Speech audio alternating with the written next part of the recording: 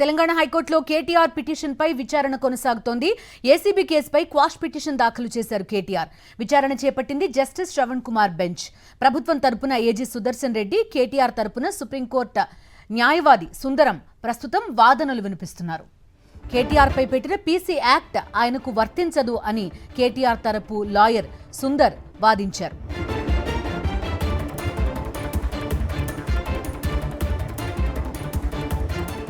ఈ quash petition కి సంబంధించి ప్రస్తుతం వాదనలు కంటిన్యూ అవుతున్నాయి. పూర్తి డీటెయిల్స్ అడుగుదాం.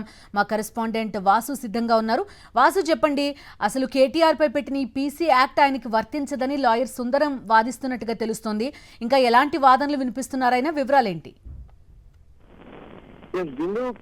కేటీఆర్ హైకోర్టులో దాఖలు చేసిన లంచ్ పిటిషన్ పైన ఆయన తరఫున న్యాయవాది సుప్రీంకోర్టు సీనియర్ అడ్వకేట్ సుందరం ప్రస్తుతం వాదనలు వినిపించారు. సివి సుందరం సంబంధించి కూడా అత్యంత సీనియర్ న్యాయవాది. ఆయన ఆన్లైన్ లో ప్రస్తుతం ఢిల్లీ నుంచి ఆయన వాదనలు వినిపించారు.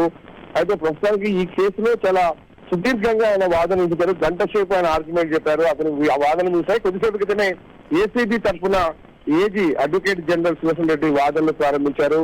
అయితే రాజకీయ దురుద్దేశంతో తప్పుడు కేసులు నమోదు చేశారంటూ కూడా కేటీఆర్ తరఫు న్యాయవాది చెప్తున్నాడు. ఎందుకంటే ఈ అగ్రిమెంట్ జరిగిన 14 నెలల తర్వాత కేసులు నమోదు కావడం, ఎందుకంటే ఇది ఎన్నికల నిబంధన ఉల్లంఘించారనేటువంటి వాదన వాళ్ళు ఎఫ్ఐఆర్ లో పెట్టారు. కానీ ఎన్నికల నిబంధనలకు ముందే 2022లోనే ఒప్పందం జరిగింది అనే అంశాన్ని కూడా కోర్టు వాళ్ళు తీసుకొచ్చారు. అనేక అంశాలకు సంబంధించి కూడా అవినీతి నిరోధక చట్టం కింద సెక్షన్లు నమోదు చేశారు. కానీ ఆ సెక్షన్లు ఈ కేసుకు వర్తించవు అనేది మాత్రం ఆయన స్పష్టం చేశారు. దీనికి సంబంధించి పలు సుప్రీంకోర్టు ఆదేశాలను కూడా ఆయన లేవనెత్తారు.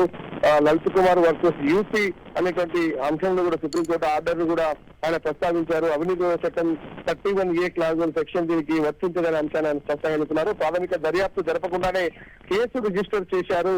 అఫెన్స్ జరిగిందని తెలియగానే అది ఎక్కడ కూడా ఎఫ్ఐఆర్ చేయకుండా కేవలం ప్రాథమికంగా ఎలాంటి ఆధారాలు సేకరించకుండానే ఇమీడియట్లీ ఎఫ్ఐఆర్ నమోదు చేశారు. కేవలం రాజకీయ దురుద్దేశం దీంట్లో దాగి ఉందన్న అంశాన్ని ఆయన చెప్తున్నారు. ఈ వ్యవహారంలో ₹1 కూడా కేటీఆర్ కు అందలేదు. రాజకీయ కక్ష సాధించింది స్పష్టంగా కనిపిస్తుంది. అంటే కోర్టు మాత్రం అగ్రిమెంట్ కాపీలు కోరిన నేపథ్యంలో కూడా 2 అగ్రిమెంట్ కాపీలను కోర్టుకు సమర్పించారు. న్యాయమూర్తి వాళ్ళు ఆల్రెడీ పరిశీలించారు.